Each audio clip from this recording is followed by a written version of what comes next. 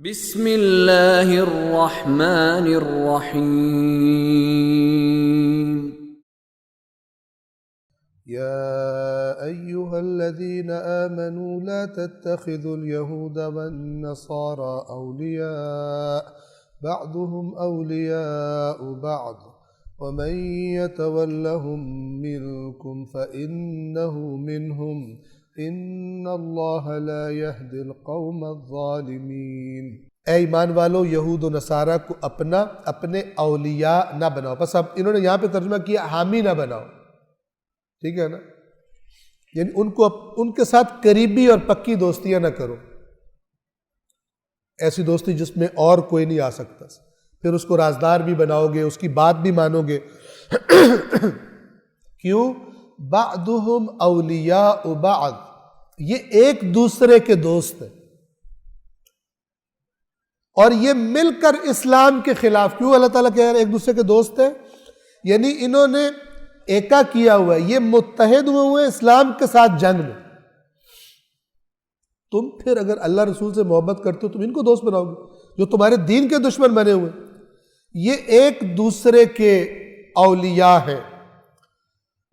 اب دیکھیے خطرناک بات، وَمَن يَتَوَلَّهُم مِّنكُمْ، اور جس نے تم میں سے، اے ایمان والو، جس نے تم میں سے ان کو اپنے اولیاء بنایا، فَإِنَّهُ مِنْهُمْ، تو پھر وہ انہی میں سے ہے، مسلمان مومنوں میں سے نہیں ہے۔ اتنی خطرناک بات، یعنی اللہ تعالیٰ ایک لکیر کھینچ رہے کہ اس حالت جنگ میں اگر تم نے ان کو جو اسلام کو مٹانا چاہتے ہیں، تم نے اگر ان کو اپنے اولیاء بنایا تو پھر تم کہتے رہو کہ تم مومن ہو، اللہ کے یہاں کدھر چلے جاؤ گے؟ تم انہی کے پارٹی شمار ہو، تم یہودی۔ لہذا اللہ کے رسول کی بعض حدیثیں ہیں کہ جو یہ کام کرے پھر اس کی مرضی ہے یہودی مرے یا عیسائی مرے، مومن نہیں مرے گا۔ مثلا جس کے پاس استطاعت ہو اور وہ حج پہ نہ جائے، رسول پاک کا فرمان ہے استطاعت ہو حج پہ نہ جائے تو اللہ کے نبی نے فرمایا کہ اس کی مرضی ہے یہودی مرے یا عیسائی مرے۔ ایسی حالت میں موت آ گئی تو مسلمان کی موت نہیں ہو۔ تم میں سے جس نے ان کو اپنے اولیاء بنایا تو یقیناً وہ انہی میں سے۔ ان اللہ لا یہدی القوم الظالمین، یقیناً اللہ ظالم قوم کی ہدایت نہیں کرتا۔ یا ظالم قوم سے کون مراد ہے؟ جو اب بھی دوستیاں جاری رکھے ہوئے ہیں یہود و نصارہ سے، وہ چاہ رہے مٹا دیں اسلام کو، وہ چالیں چل رہے، سازشیں کر رہے، کفار کو دعوت دے رہے ان پہ حملہ کرو، اور تم جو ہے اپنے آپ کو مومن بھی کہتے ہو اور ان سے تعلقات بھی رکھے ہوئے تم نے۔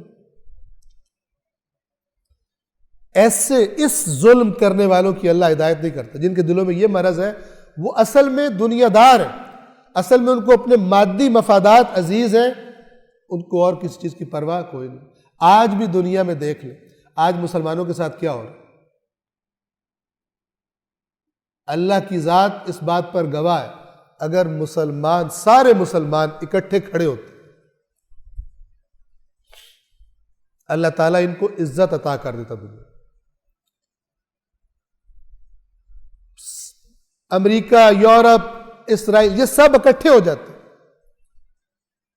یہ مسلمانوں کو ہرا نہیں سکتے اگر مسلمان مومن ہو، جو قرآن مومن جسے کہتے ہیں۔ لیکن ان فیصلوں کے لیے ایمان چاہیے قرآن پر۔ یہ قرآن کے جو فقط حصول ثواب کا ذریعہ بنا ہوا ہے، اس قرآن پر ایمان چاہیے جرأت کے ساتھ قیام کرنے کے لیے، اور اس قرآن پر عمل چاہیے، یعنی اکٹھا ہو جاؤ سارے۔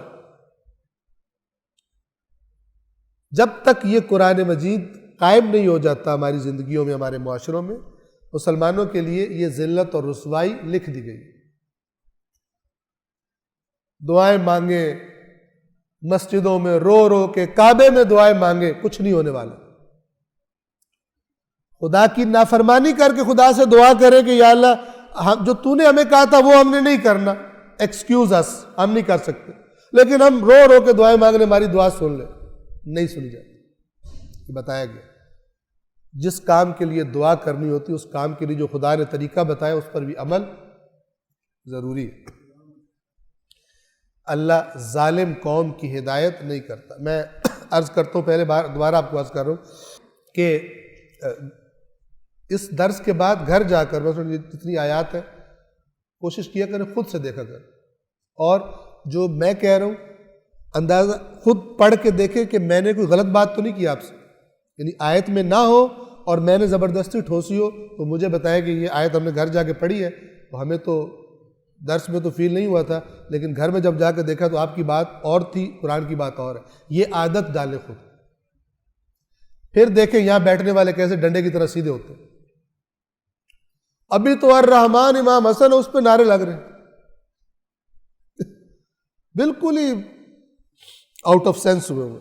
اللہ العلی العظیم۔